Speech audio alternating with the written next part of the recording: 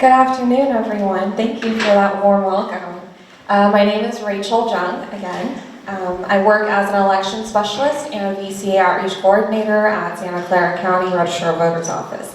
Has anyone in here heard of Santa Clara County Register of Voters Office, or in general, good to know, or in general anything to do with like the Register of Voters Office? Has anything hit you? Have you heard of it? Can you raise your hand if you have? See, okay, that sounds about right, because when I was in high school, I didn't know what the Register of Voters Office was either, especially because I wasn't eligible to vote yet, right? But I'm guessing most of you in here, I heard that you're in your high school, so anywhere from 9th grade to 12th grade, not yet eligible to vote, am I right? Yeah? Okay, cool. So I'll just start by introducing who I am and just talk a little bit about like she said, why I'm here and why I do what I do. So when I went to school in UC Santa Cruz, and I majored in politics with an emphasis in American politics and political theory.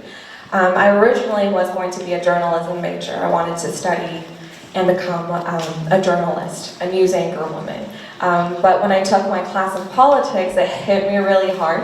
I knew that this was going to be my future. I really wanted to be involved in politics. And anyone in this room as interested in politics as I am? Anyone delving around or exploring the thought of maybe studying political science? Anyone? No one. Okay. Maybe then it's a perfect fit for me to be here today. Maybe I can persuade one of you or two of you to maybe think about going that route.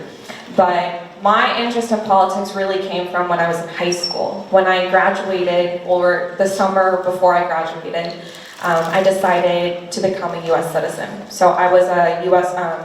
Permanent resident for about 7 years. Our entire family immigrated to Arizona when I was 9. So then I grew up in Arizona, we moved to Southern California, I graduated high school in OC. Is anyone here from Orange County? Yay! We're finding a lot of common ground today, huh? Okay, so I grew up in Orange County, and then when I turned 18, I made the independent, conscious decision to become a U.S. citizen, right? I grew up here my whole life, I studied here my whole life. This was my life, this is where I'm being, so obviously I wanted to become a U.S. citizen. So I made that choice, took the test, did the interview, qualified, and I became a U.S. citizen. And I decided to celebrate my naturalization by volunteering at the nearest polling place, because that was when the election, 2012, does anyone here know what the 2012 election was, the one in November? Anyone? I have a gift for you here. I'm going to be asking a lot of questions because I really want this to be a conversation. I'm going to try my best to ask a lot of questions. And if you do answer, maybe you're too shy to raise your hand because it's a big crowd, but I have a gift for you. I brought some lanyards, and I also brought some reusable straws. So if anyone can even attempt, I know that's not a lie, right? But it's something. So if anyone's interested, attempt, and it will count, I promise. You don't have to be afraid of being wrong. But in 2012, there was an election. Yes, yes. Obama's re-election. Exactly. Amazing, yes. Do you want a lanyard or a reusable straw? A reusable straw. Straw? Okay. So it was 2012, Obama's re-election. Here you go, what's your name? Thank you, Grace. Yeah. Okay, so it was Obama's re-election in 2012, and I decided to volunteer as a bilingual election worker at the nearest polling place. Has anyone been to a polling place before? Anyone seen one? No? Okay, that's completely fine. Okay. It's usually held in a garage or community centers or high schools, any kind of classrooms where you have a bunch of voting machines and people come in and they vote. That's really how democracy works locally, right? Everything is run on a smaller size, on a smaller segment, and more local. So I decided to volunteer at a polling place as a Korean bilingual election worker. There was absolutely no Korean who came in to vote, so I was kind of useless. But I did get to set up the vote center and kind of break it down, to really witness how people vote throughout the entire day on election day, what it really involves to be participating and seeing what happens behind the scenes in terms of democracy. All up until that point, I was the same as y'all, right? I go to classrooms, they throw me a book, and they kind of talk about what politics is and what democracy is and how important it is and how many people died for it. And then I really didn't click with it until I really volunteered and saw what happened behind the scenes. I was able to see what I've been learning all of these years, really up close. You know, I was doing it in person, on hands, and I was really able to be a part of the local democracy. And that really hit me in a way that really decided my future until now, right? So then about 7 years ago, I volunteered at a polling place like that, which made me become a politics major, and then which made me also become now where I am today at Santa Clara County Register of Voters Office to be working as an election specialist. So I'm sure some of you are wondering, what is an election specialist, right? What do you do as an election specialist? What does it mean? I'm trying to log back in.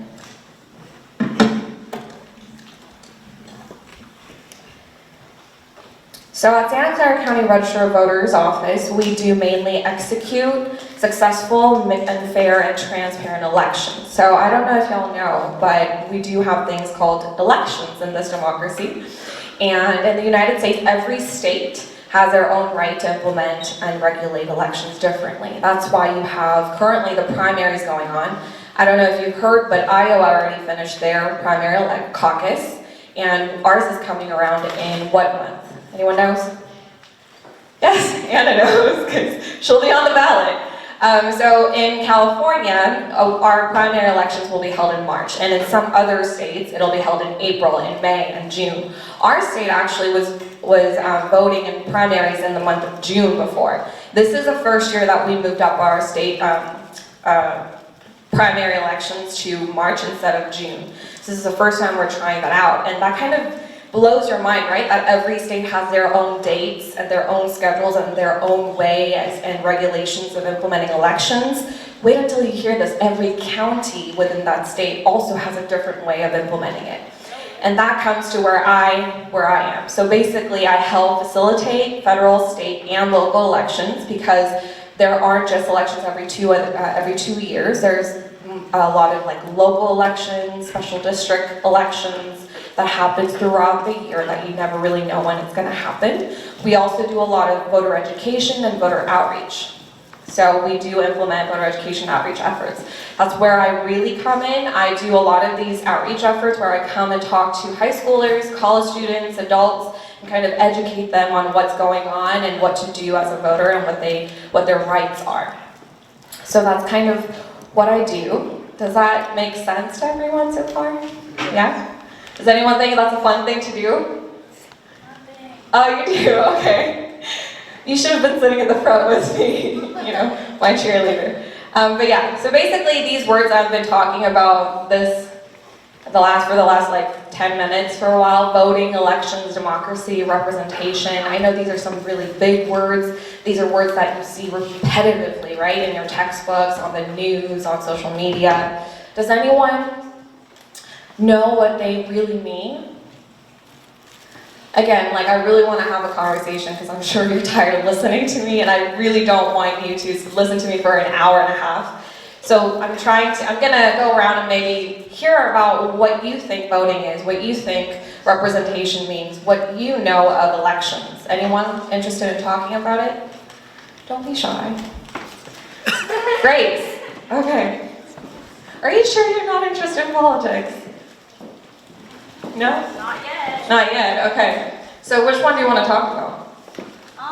Representation. Representation. Here. I think it's that we all have some sort of say in the future of our nation. Yeah. And how do you think representation plays in that role? It gives everyone like a chance to kind of put input into like the bigger picture or like the decision. Right. Thank you. Thank you, Grace. So she talked about how everyone gets to have a say in the process, right? Does anyone want to talk more about representation? Have you seen any representation at your school, locally maybe? or around your sports teams? Have you ever experienced something where you have representation really make a difference, even if it may be little? Okay, I won't force you to talk because that would be awkward, but perfect example is Anna, right? She's running for the state assembly, and representation matters, right? That's why she's here today, to talk to you about why it matters that you vote for her. I'm not campaigning for her because that's illegal for me to do, but there's a reason behind why we stress so much about the same ethnicity, same culture, same values that we share when we choose and elect for a specific candidate, because we believe that when those are in line, and when we're in connection with that person can really represent what we think, what we believe, and what we want to fight for, right? That's why you send and elect people to go to the state legislators and legislature, and go to the federal legislature and really implement things that we want to implement, and they will be working on our behalf, right? So that's what really representation, democracy, and elections, they're all connected together to talk about. And I know these are some boring, heavy topics that maybe really doesn't matter to you right now, but I swear that it will soon. And someday, maybe you'll get to use a few of the things that you learned today or what we talked about in your own lives. That's really my goal. But let's talk about the agenda. So I think I talked enough about myself and what I do. So the next step, I'm going to do a presentation about pre-registration and voting in general. That's kind of the education informative portion. And then I'm going to talk a little bit about the census and why that's important. And then lastly, I want to have a discussion. There is a video that I found from the TED Talks about global citizenship and talking about citizenship on a broader note. I want us to start getting away from the idea that citizenship is only the legal right that allows you to vote. It's something phenomenally more than that, right? And I want us to start thinking about that together. And then I want us to have a conversation about identity and how those two kind of delve in together and connect as children of immigrant families, because I'm sure all of you come from an immigrant family like myself. So let's just kind of have that conversation, and then I'll pass out some more straws, and then it'll be it, and then I'll pass it off to Anna. Okay. So does anyone know which election, it's up on the screen, is coming up on March 2020? It's literally in front of your eyes. Anyone raise your hand? Yes. You're correct. What's your name? And do you want a straw or a lanyard? You want a straw. Thank you for volunteering. Here's a straw. Thank you. Right behind you. Okay. So on March 2020, there's a presidential primary election. It's called the presidential primary election because that's the biggest thing on the ticket. So on your ballot coming around in March, like I said before, if y'all were listening, what month was the primary before it turned to be March? Grace, you've been doing this a lot, so anyone else? Yes? June. What's your name? Caleb. Do you want a straw or a lanyard? Straw. I'm glad I brought some straws. Okay, so it used to be in June, but it moved to March. And the reason why that is beneficial for Californians is because back when we had the primaries to be in June, what happens is every other state had voted before, right? Like right now, the Iowa caucus is over, and then it's us. So every 50 states, almost nearly 50 states would have voted, and then we would be one of the last ones to be pitching into the primary election. What would that mean if we're one of the last people to vote? Yes, Grace? I'm not sure, but I think it means that we don't get as much to say because... Exactly. That's absolutely correct, Grace. You're right. We have very little impact or influence on the turnout and the overall result of the election. That's why people go crazy when they talk about the Iowa caucus. Has anyone heard about the Iowa ordeal? Yeah.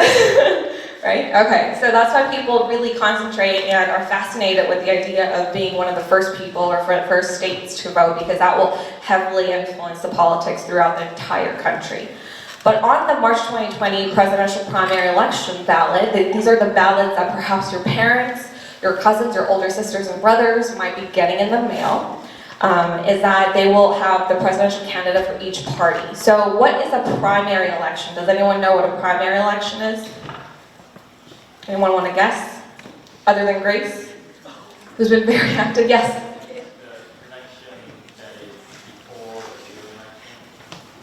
The election that is before the re-election, a little bit more. So there's a presidential election and then there's a primary election.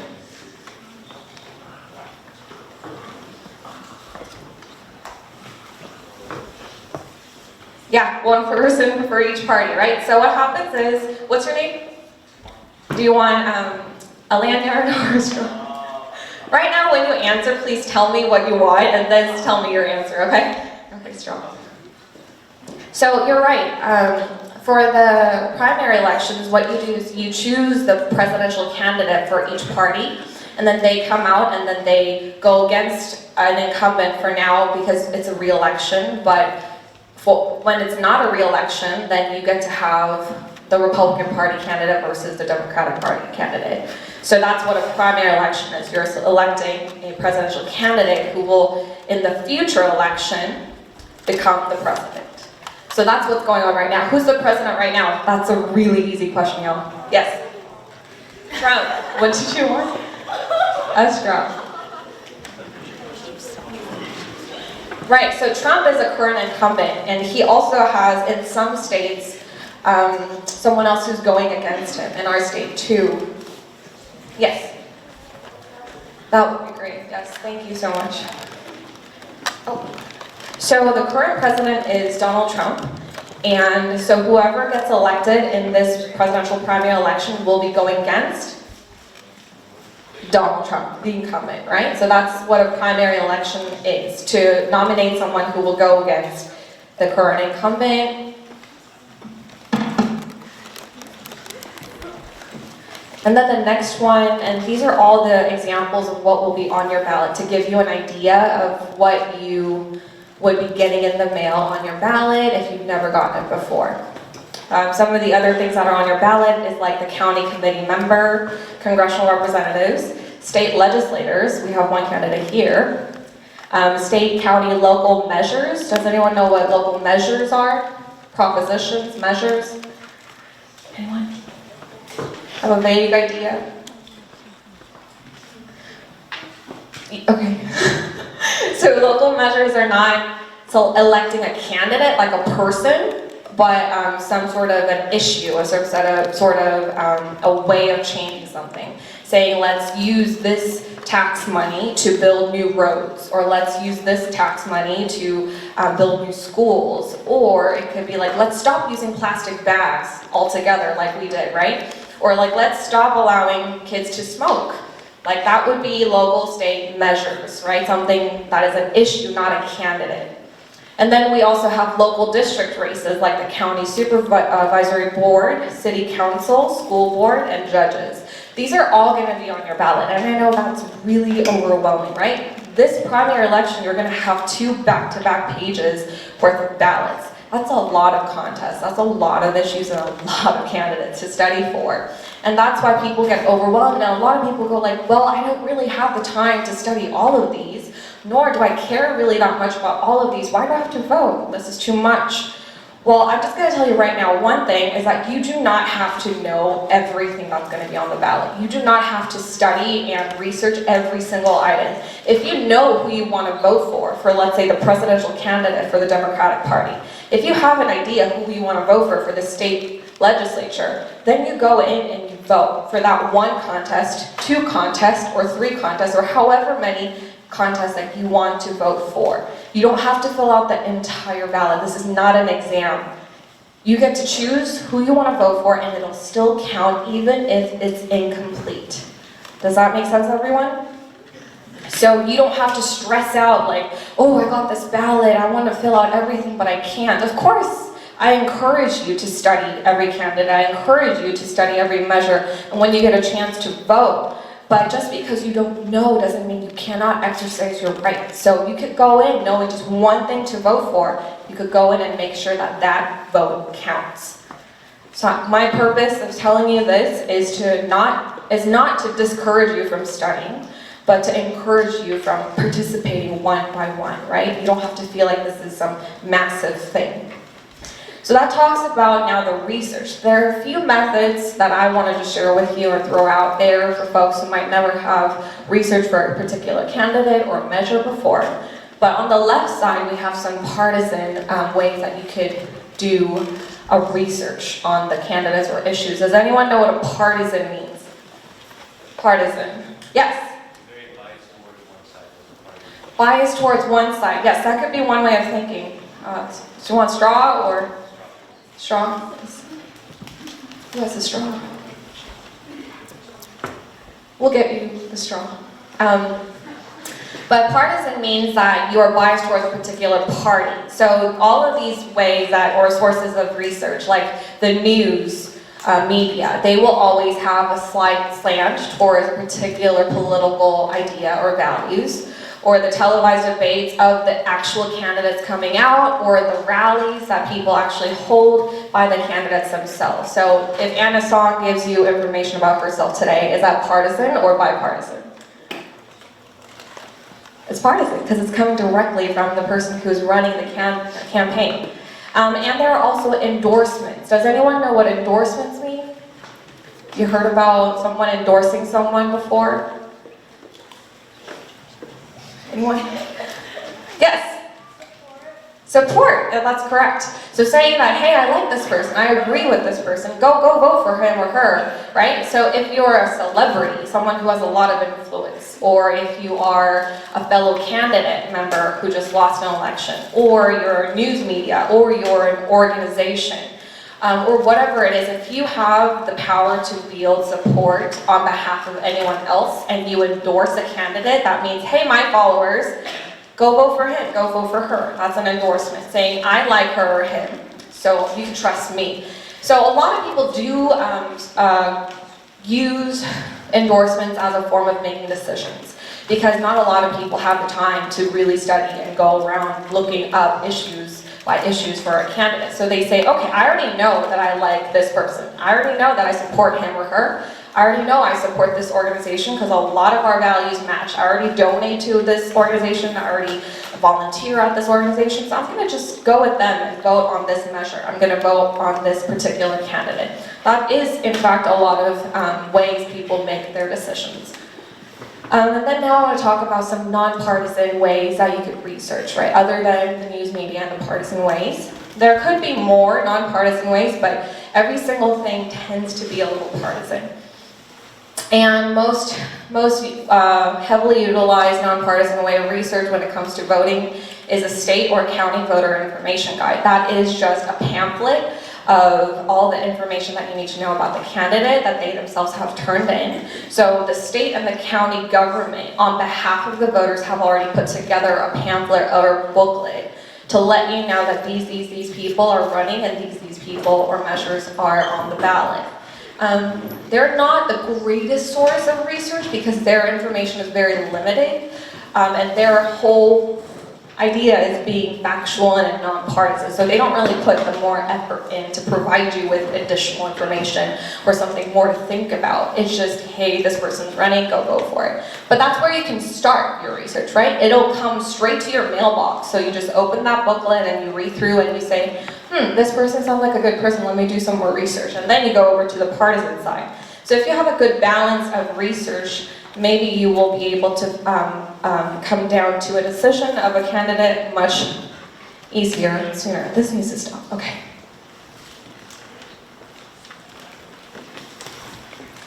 Did you get your straw? Yeah? Okay. So then now I want to talk about two different methods of voting. So one of the most commonly used methods of voting is voting by mail. Has anyone seen their parents vote by mail ballot come in the mail? Can you raise your hands for me? Okay, all of you get, keep your hands up. All of you get a straw too. Hands higher. Keep it up, thank you. So if your parents or your friends or your older brothers and sisters get a vote by mail ballot at home, that's because they have opted in to be a vote by mail voter. And for our county, for Santa Clara County, does anyone live in Santa Clara County? Okay, So for Santa Clara County residents, sorry, but you don't get a straw, but because there are too many of you. But our county, about 75 to 80% of the voters already vote by mail. So what does that mean? Overwhelming majority of the voters in our county already vote by mail at home. So they don't visit and go in person to a vote center or a polling place and cast their vote. They just conveniently receive a ballot at home, they fill it out, and they put it back in their mailbox, and it'll get back to our office and it will count.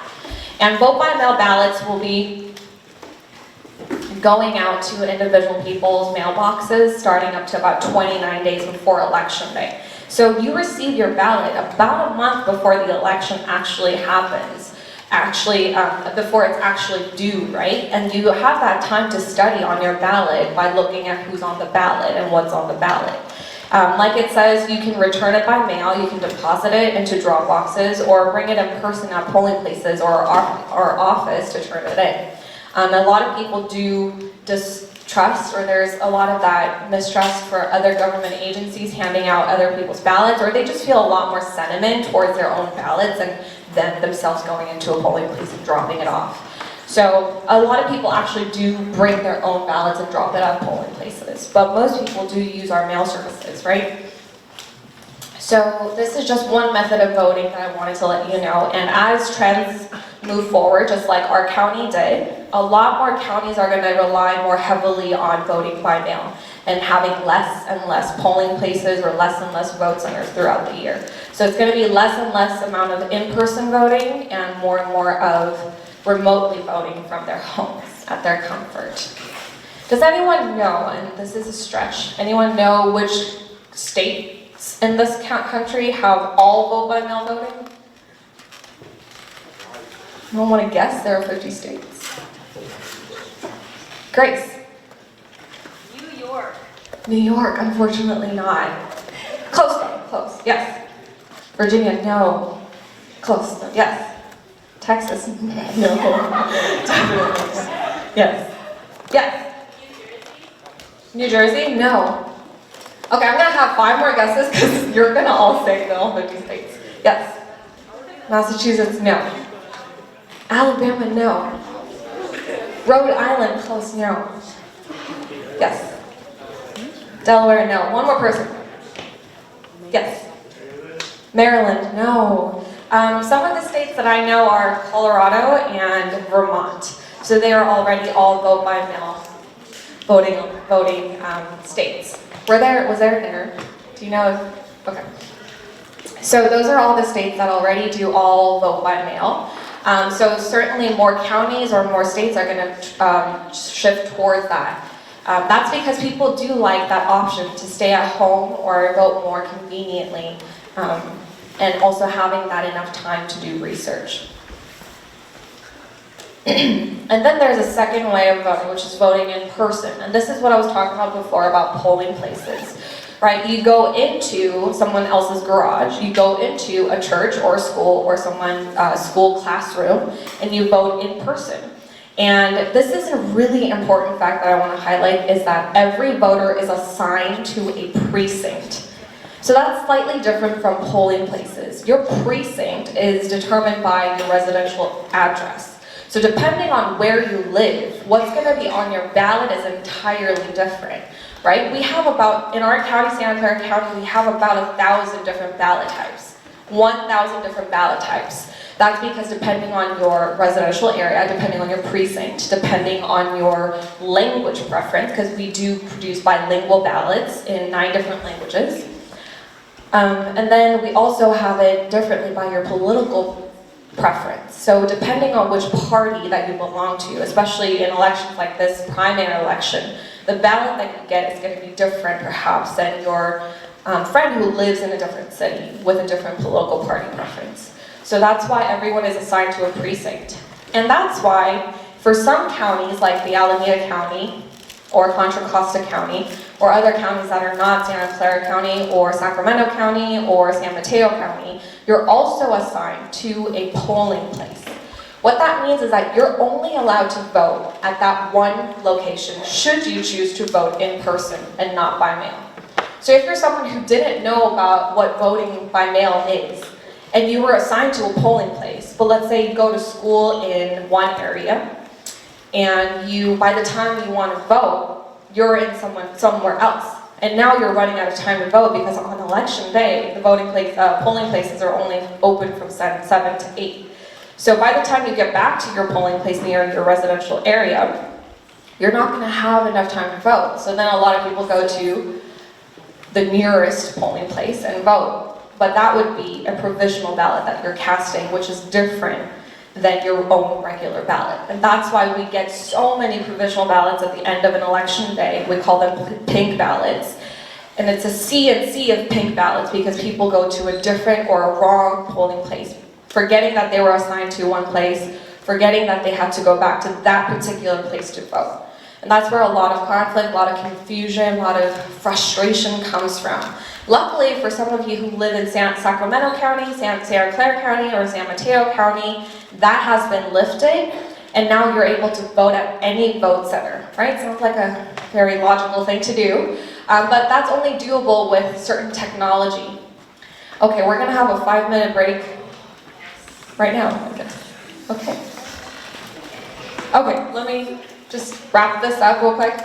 So for the folks who live in certain counties, you have different ways of voting. That's really what I want to hit. That's the gist of this slide, is that wherever you go, so if some of you are going to move out of state, out of county for college, right? And if you go to a different state, if you move to a different county, you're going to face an entirely different way and method of voting. It's going to be totally different. So don't get comfortable by saying, oh, I used to vote like this at home, and go over and move to a different state and expect the same thing. They might have different deadlines.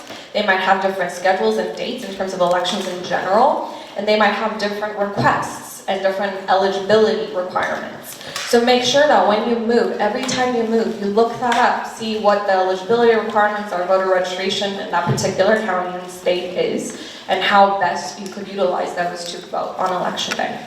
Voting in person has always been an option to most of our states, and that's because people culturally still appreciate voting in person, walking into a voting center, facing a human being, saying your name and confirming your address, and then casting your ballot. That's still a heavy part of our culture. Of course, it's going to shift as new generations move in and as new technology comes in, but it's going to be most likely an option for a lot of you. At least it definitely still is. So I want you, at least for the first time that you vote, I highly encourage you to experience that. And if you don't want to go in person, you don't want to wait until you turn 18, or you don't want to wait until you become a citizen and vote, I highly, highly encourage you to contact your local registrar of voters office or elections office and volunteer. You don't have to be a citizen to volunteer. You can be a permanent resident, you can be 16 and 17-year-olds, and you can still volunteer. They will pay you a stipend of about $100 for volunteering for a year, for that day. Or they could transfer it as your community service hours, but it's really something worth a lot more than that. Volunteering and experiencing in person, seeing what it means up close, it will open up different doors for you than you just hearing about it. And it'll give you the appreciation you need to really become a participant. So that's what I really wanted to highlight. And now let's go for a 5-minute break. Okay, bear with me for 15 more minutes and I will set you free. The next parts are actually for you. You can actually do it with me right now on your phones. I would ask all of you who have your smartphones on you, which I believe is everyone, to take out your cell phones and then go to Google, if you will, Grace. Hi. So I'm going to ask you to fill out the pre-registration forms with me right now. Assuming that all of you are citizens, which you don't have to be, but you can still practice all of this with me without even having to be a citizen. This exercise is just to get you involved, to know that pre-registration is a thing. I will explain what it is, so that when time comes for you to be a citizen, or for you to be 18, or actually register in a different county or a state, you know exactly where to go to and what to do. So this is a little 5-10 minute exercise, and then I'll talk about census, and then because time, we're gonna cut it short. So just open Google for me on your phones, and then type in CA as in California, SOS, space, voter registration. Or you could even put voter registration or register to vote, Google whatever. And then there will be a first or second website that pops up from the California Secretary of State's office that says register to vote. Did everyone find it on their phones? All of them are from California Secretary of State? Okay. So then click on the link, that's probably the first or the second one, that says online voter registration. It says online voter registration, California Secretary of the State's office. Did everyone click? Is anyone having trouble? Raise your hand. Okay, we're all on that page. Okay, so I'll explain to you what pre-registration is and why it differs from the regular registration. Can anyone guess what it means? Anyone? Yes. Caleb, right? What's up?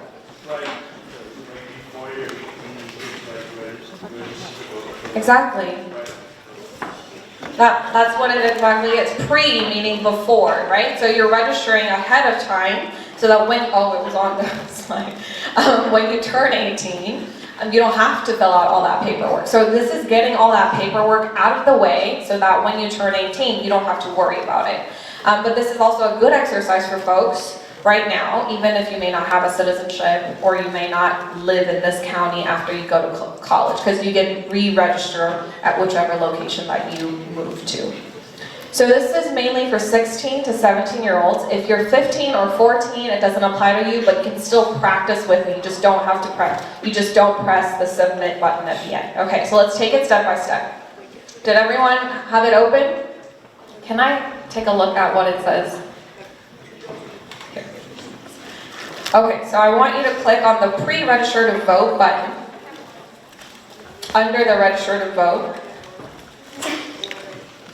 And then once you click the pre-register to vote, it'll take you to qualifications. So check off the box that says you are a US citizen, just even if you're not for now, just for the practice purposes.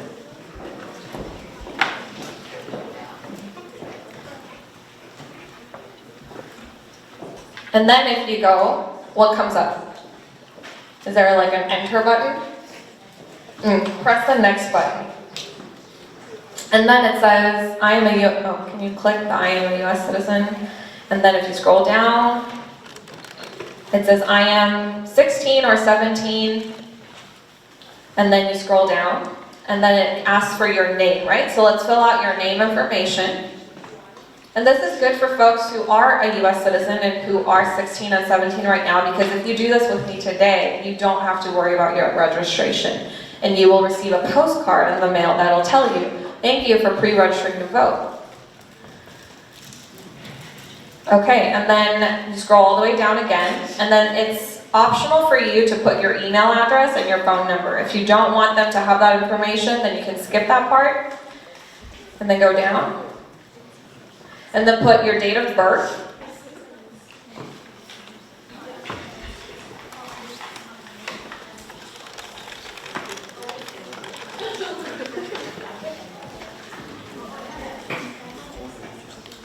And then below date of birth, it'll ask you for a place of birth. So if you were born in the United States, check that bubble and then specify which state it was. If you were born out of state, like in a different country, check that box and specify which country you were from. All of these information that they gather is to narrow you down so that they know who to verify the information with and who to give the ballot to. And then after that, it'll ask for your identification number. Okay, so here's where this slide comes in. So on every single registration form, whether it is online or via paper, they will ask for your driver's license number or the last 4 digits of your social security. I know online, they will have both of the boxes. You could just put either or. So obviously the more the merrier, so the more information we have about you, the better it is, so that we can accurately register you and verify your information. But it is never an and.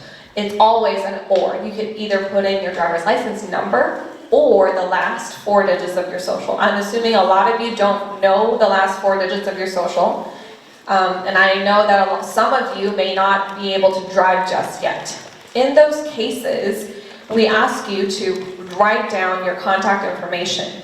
So for pre-registration, registering online is a little bit difficult for a lot of the students. On the spot, they don't remember either two of these identification numbers. That's why when we ask them to fill out a paper, what happens is we ask you to write your contact information. So like your phone number or your email address, and we, our office, will call you back and say, hey, your registration was received, but we don't have enough information to register you.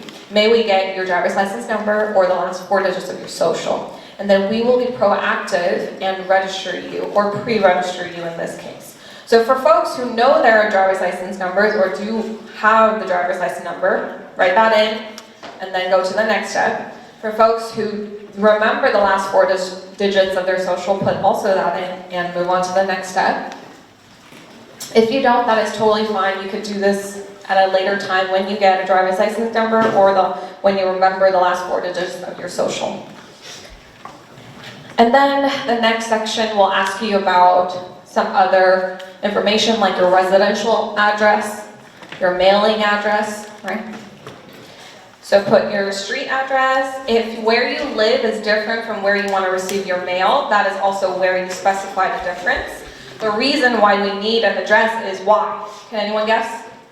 Why do we need your address on file? For 2 reasons mainly. First is, anyone? Yes.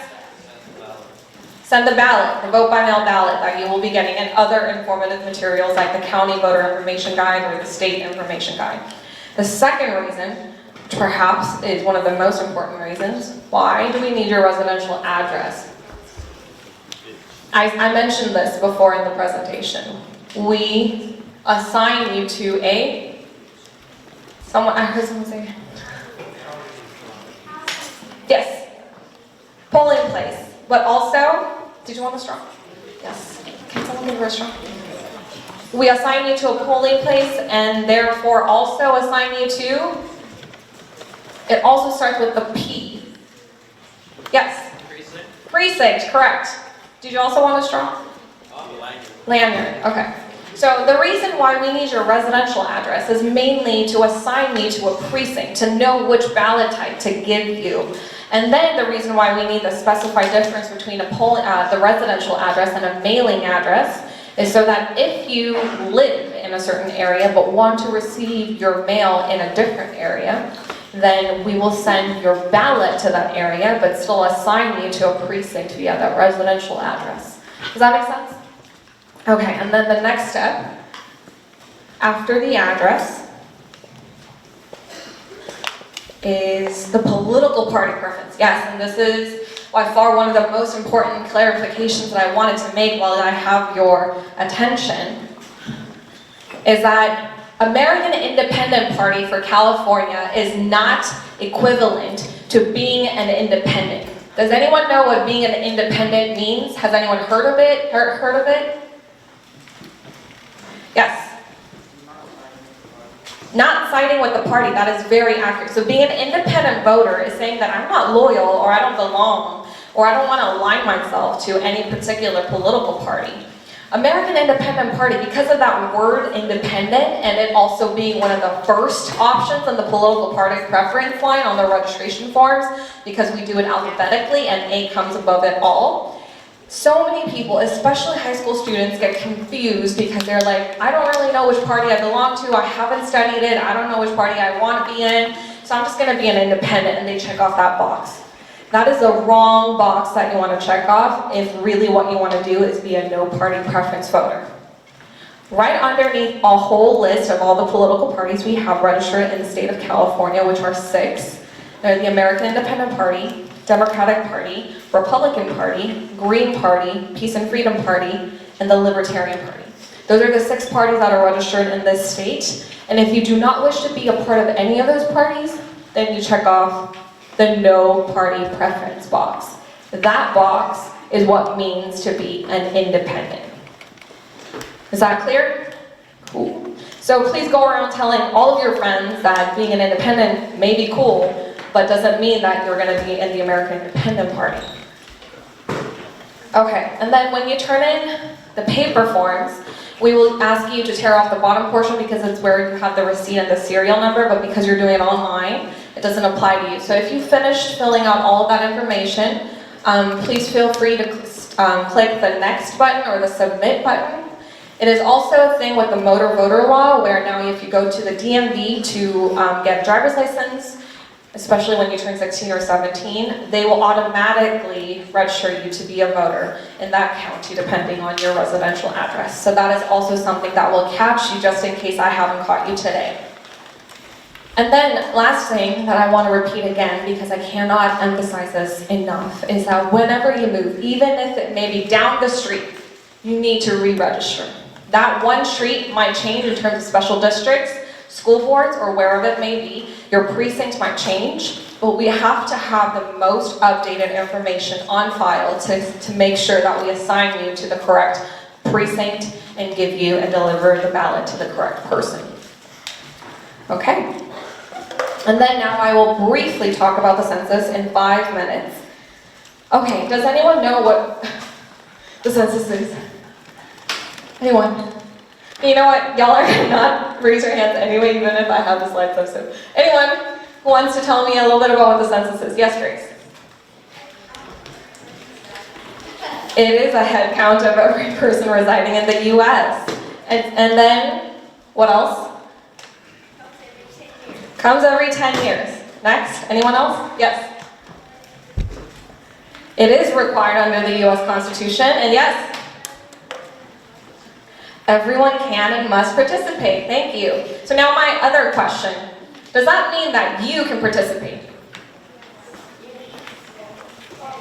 I need someone to raise their hand and say it firmly. Yes.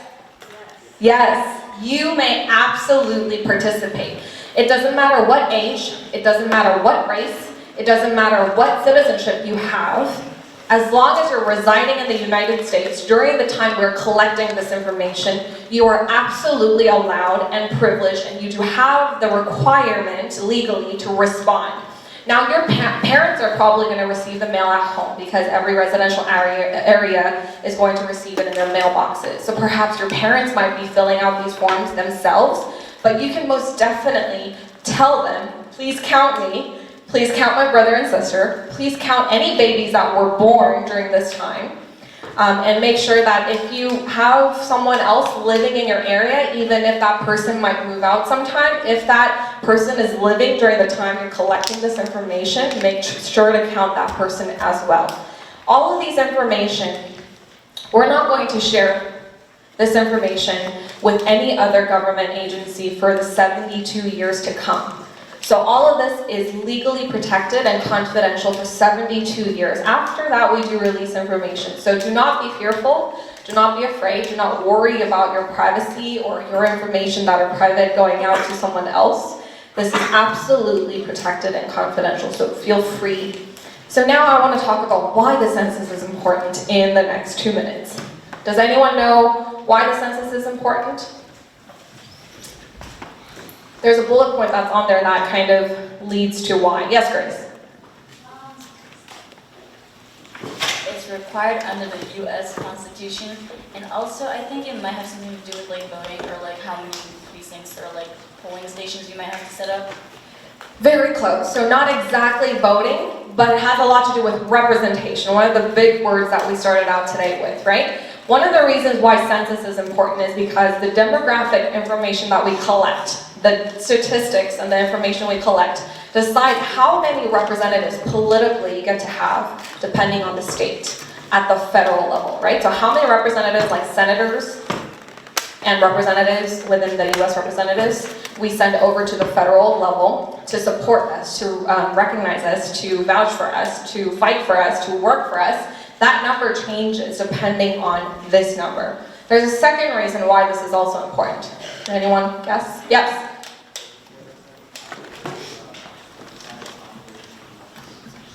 I'm sorry.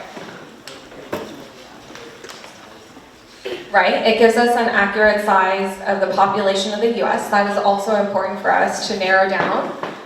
But also there's something more, something else. Why? It has to do with money. Does anyone know? Yes? Is it required for the government to give an accurate amount of funding to each state and Correct. So funding and budget is also heavily reliant on these numbers. So for example, seniors who need Medicaid or Medicare and they need some sort of medical support that is given by the state or the government in general. That is decided on the numbers we collect. How much are we going to allocate for those people? Also for like community service centers or any agencies like the Korean American Community Services, they also receive funding from the county, state, and the federal level depending on the amount of people that you have living as Koreans within that space.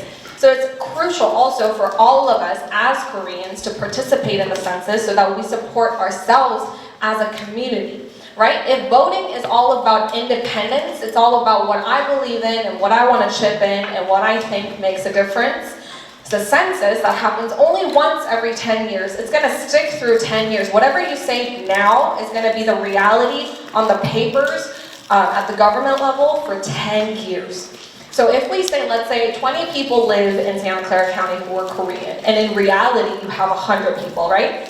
And because people get lazy or people don't think it's important or people don't know, they can't read English, for whatever many reasons, they say, I don't want to participate in the census. And only 20 people participate, even though we have 100 Koreans living in Santa Clara County. Then that's going to be the reality on papers for all the lawmakers who make the decisions. They're going to look at the paper and say, hey, only 20 people live, only 20 Koreans live in Santa Clara County. We don't need to give them special funding to do their own community services or support their seniors. And there are much more than that, right? Like specialists or officers at each government agencies who can represent those Koreans or those subgroups, ethnic groups. They're going to say there's no need. But in reality, there's going to be 100 people there. So all that 80 people are losing out on that funding, losing out on that service that they rightfully deserve. So this is why everyone needs to step up and make sure that they get counted. It is absolutely critical. And like I said before, even if voting may only be for folks who turn 18 and who have the citizenship, the census is for everyone. You, your brothers and sisters, and every single one in your family. So make sure to tell your friends that it is important and it only takes 10 minutes because there are only 9 questions on the census and it's all online. So if your parents have trouble doing it, make sure to help them and say, hey mom, dad, this is important, let me help you. Okay? So I just wanted to note how important the census is. Okay, and I'll take any questions if anyone has any questions. Yes, Grace. How do you do the census? That's a great question. So in the mailbox, you're going to be sent an invitation from the U.S. Census Bureau. And they're going to have in the envelope an online code. So you take that code, go to the website, type it in, and then the questionnaires will pop up. And you just click through, just like you did with the pre-registration thing. And every single household will be, or every single invitation will have a specific invitation code that will access them, that questionnaire. So it's really online. You just click through, put in like the numbers of how many people live in your household, what their ethnicity is, what their gender is, how old they are, all of those basic information about demographics.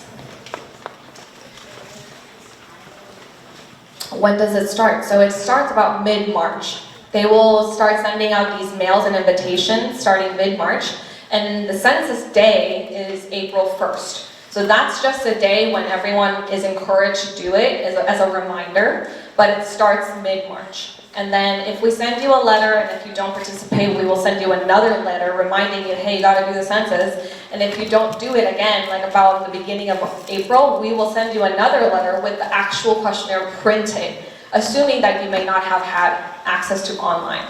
So that way you can fill out the paper form and turn it in. If you still don't do it, we're gonna go into your homes, we're going to knock your doors. We're going to say, hey, we're here from the Census Bureau. We want to make sure that you get counted. Can we help you in any way? There are groups of people who are very hard to count, like senior folks who can't use the online system, folks who might have disabilities, folks who might not just know what the census is. There are so many different reasons and ways that people become a hard to count category. But they are in fact hard to count, so we visit them in person to help them and assist them. Great question, thank you. I wish I had like a million different promotion goods to give you because you answered so many questions today and had good questions. Thank you. Anyone else? Yes. So, related to the census, are you allowed to put in data for other people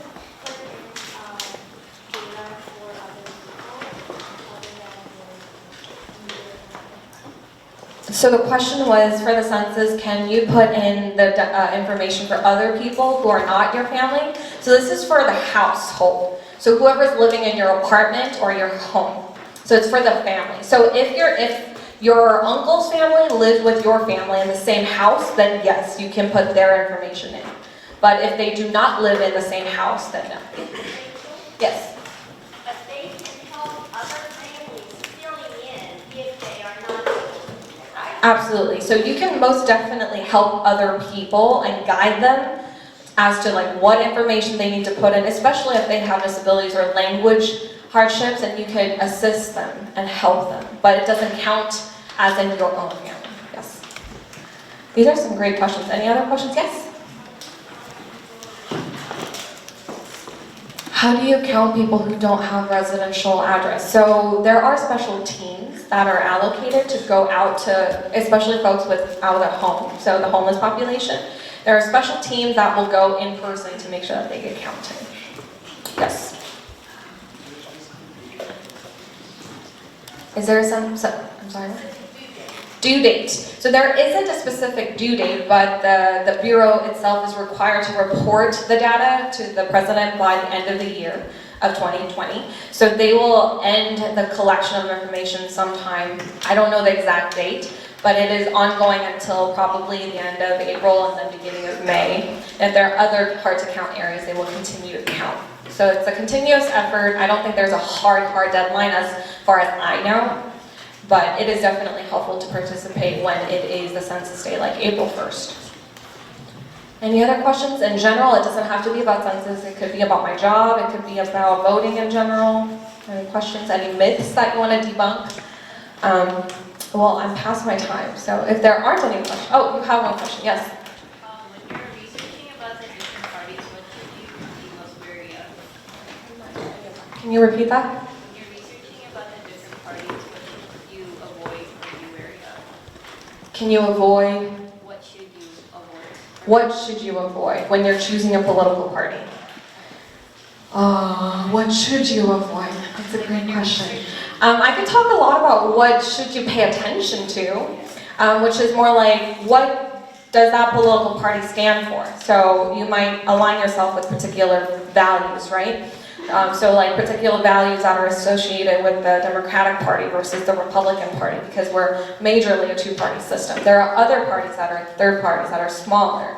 But you research basically what kind of values, political movements that they've been having as a party itself, and then also look at the people, the representatives who align themselves with that political party to see if that person is also someone that you align yourself with. So those are mainly something that you would look for when you're looking for a political party. And you don't really have to belong to a political party to participate. That is something that you opt in. It's perfectly fine and perfectly normal for you to be a no party preference.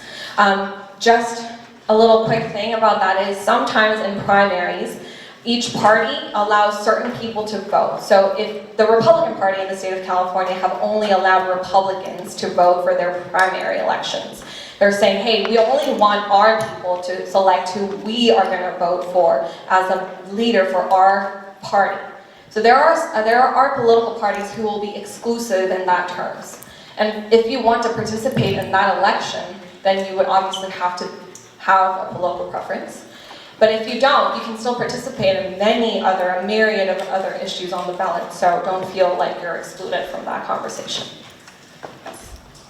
Okay, well with that, I will hand my mic over to, yes. Thank you everyone so much for your attention. I know this has been important. Let's give another round of warm applause to Rachel for all of her information she's gathered. Thank you, Rachel.